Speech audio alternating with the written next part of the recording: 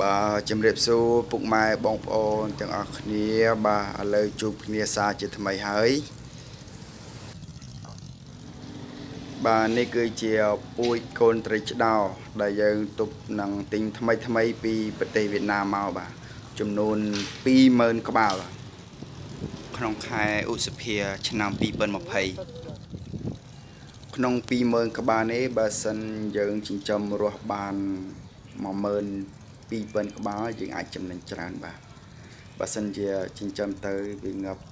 10000ជាងឬក៏ងាប់ត្រឹម10000អីមិនសូវជាបានចំណេញណាស់ប្រហែលទេបាទការចិញ្ចឹមត្រីនេះងាប់ច្រើនឬក៏រស់ច្រើនគឺអាស្រ័យទៅលើយើងមើលថែទាំវាផងដែរបាទបើសិនជាយើងដាក់ចំណីឲ្យវាស៊ីច្រើនវាស៊ីសល់ធ្វើឲ្យទឹកនោះឆាប់ស្អុយយើងដាក់មកល្មម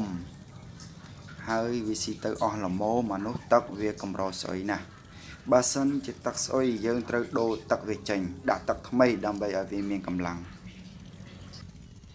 បាទជាចុងក្រោយសូមថ្លែងអំណរគុណដល់ពុកម៉ែបងប្អូនទាំងអស់គ្នាដែលបានតាមដាននៅវីដេអូមួយនេះយើងនឹងមានវីដេអូថ្មីក្រោយទៀតបាទយកមកចែកជូនដល់ពុកម៉ែបងប្អូនអរគ្នាបានទស្សនាបន្តទៀតបាទសូមអរគុណ